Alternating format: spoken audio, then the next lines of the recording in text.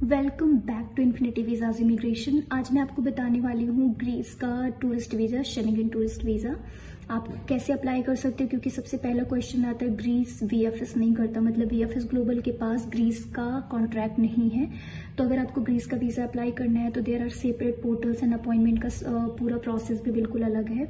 Normally है तो वो शेंगन टूरिस्ट वीज़ा की तरह है, बट उसका डॉक्यूमेंटेशन थोड़ा डिफरेंट है। और क्योंकि ग्रीस बहुत लोग, बहुत कपल्स, बहुत विजिटर्स, टूरिस्ट एक्सप्लोर करना चाहते हैं, जो कि बहुत ही एक एंशियंट कंट्री है और एथेंस वगैरह काफ़ी एक आपको आर्किटेक्चरल वाइब देता है।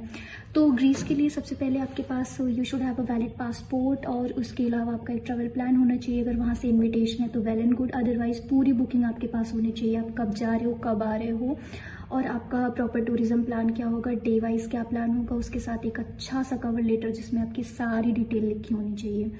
इसके अलावा ग्रीस के लिए फंड्स जो है, अगर आपके पास 3-4 हज़ार यूरोज हैं तो बहुत इनफ है।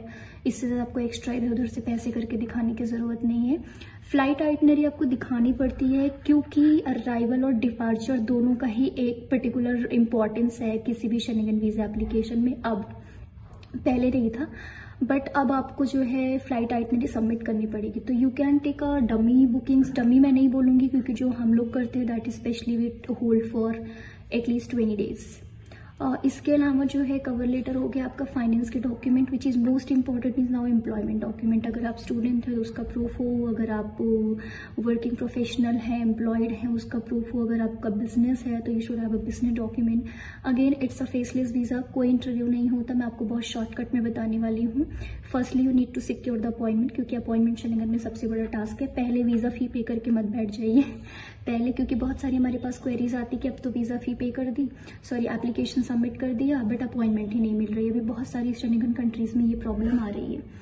तो हम बात करेंगे कि सबसे पहले आप क्या करिए, आप अपना एक अपॉइंटमेंट सिक्योर करिए। अब जो आप एक्स्ट्रा डेट आपने ले रखी है उसके बीच में अपना डॉक्यूमेंट रेडी करिए।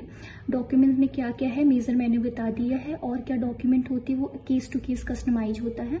अगर आपको अपना ग्रीस वीजा एप्लीकेशन स्टार्ट करना है यू कैन कॉन्टैक्ट, बहुत ही मिनिमल चार्जेस में प्रोफेशनल गाइडेंस के साथ आपका बिल्कुल स्क्रैच से लेकर एंड तक पूरा प्रोसेस हम कंप्लीट करते हैं। इसके अलावा बात करेंगे कि अगर आपके पास वहां से इनविटेशन है तो क्या इससे कुछ बेनिफिट होता है। तो ऐसा कुछ भी नहीं, जिनका कोई नहीं है किसी कंट्री में उनके भी वीज़ाज लगते। तो ये मिथ आप बिल्कुल हटा दीजिए कि अगर आपका इनविटेशन है तो ही आपका वीज़ा लगेगा, ऐसा कुछ भी नहीं। हम नॉर्मल टूरिज्म पे फाइल करते हैं। तो this is all about the Greece visa. Charges जो है वो 90 यूरो है वीएफएस की तरह ही, क्योंकि शेंगन का वही वीज़ा फी है।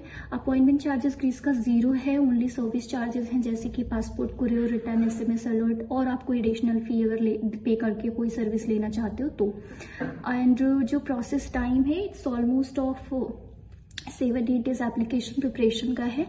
And apart from it takes approximate 7 to 10 working days from the embassy side to give decision on your visa application. तो वीजा ग्रांट है तो पासपोर्ट पे स्टैम्प होके आ जाता है, और अगर इन केस रिफ्यूजल है तो बहुत एक पतला सा पेपर आता है रिफ्यूजल का। तो अगर आपका रिफ्यूजल केस है या फ्रेश केस है, अगर आप अभी अप्लाई करना चाहते हो या आपने पहले किया है या आपको कोई और मेजर माइनस असिस्टेंस चाहिए तो you can contact us on this given number. This is our website and Instagram URL as well. So you can follow us and kindly share and subscribe for more information related to you.